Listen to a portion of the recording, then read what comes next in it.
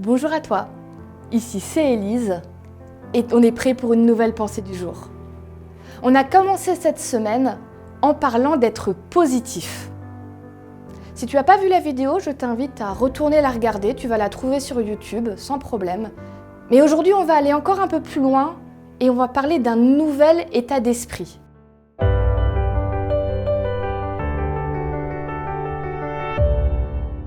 La pensée du jour se trouve dans le psaume 51, le verset 10. « Fais-moi entendre les chants et la fête, alors je danserai de bonheur, moi que tu as brisé. » Tu te rends compte à quel point elle est forte cette pensée du jour ? Je danserai de bonheur, moi qui suis brisé. Comment est-ce qu'on fait pour surmonter l'insurmontable ? Comment on fait pour pardonner, pour aller de l'avant et pour retrouver la joie quand on a l'impression que tout est brisé ? Peut-être que tu as déjà vu ce genre de vidéo, elle circule sur Internet. Il y en a une qui m'avait particulièrement marquée, d'une mère dont l'enfant a été assassiné par un autre jeune. Et elle est là dans ce tribunal et il y a ce jeune homme, un assassin qui est en larmes et qui demande pardon.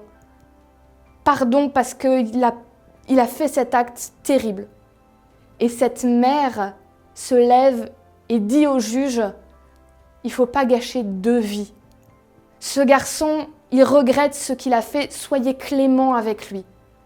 Je vais l'accompagner, je vais lui écrire, je vais l'aider quand il sortira de prison, ne lui donnez pas une trop grosse sentence.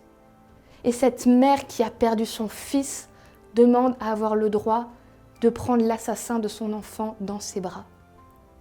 Comment on en arrive à pouvoir faire ça et vivre ça ?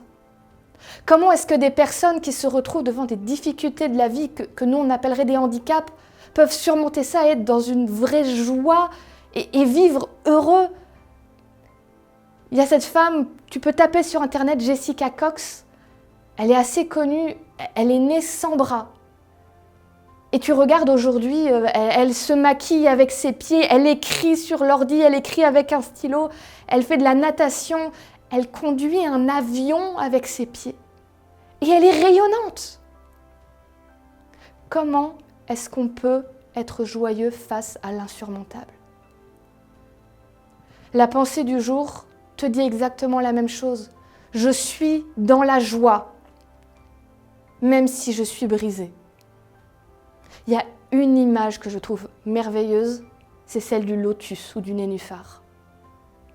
Les lotus, les nénuphars, ils ont pour particularité de pousser sur les mares, sur de l'eau claire, mais leurs racines sont dans la boue. Quand le nénuphar naît, si tu veux, pousse, commence à pousser, il est dans la boue. Mais il utilise ce qu'il a pour monter jusqu'à arriver à l'eau claire. Et là, il fait sa fleur et c'est là qu'il reste. Ce nouvel état d'esprit de dire « je trouverai la joie », quelque part, c'est un choix. C'est pas un choix facile, c'est pas un choix évident, c'est parfois une lutte. Mais c'est un choix de dire « je resterai pas dans la boue, je vais regarder plus haut.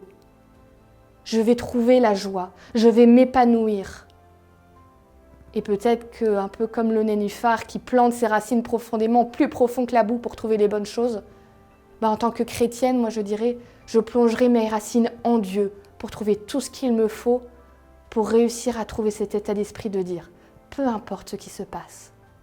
Facile, pas facile, extrêmement difficile ou insurmontable, en tout cas ça a l'air. Je trouverai la joie parce que Dieu est avec moi. Laisse-moi te poser une question pour aujourd'hui. C'est quoi ta boue ? C'est quoi ce qui est difficile autour de toi, ce qui a l'air insurmontable ? Tu peux aujourd'hui dire « Dieu, aide-moi à faire ce choix d'être comme un nénuphar et à trouver la joie quoi qu'il se passe. »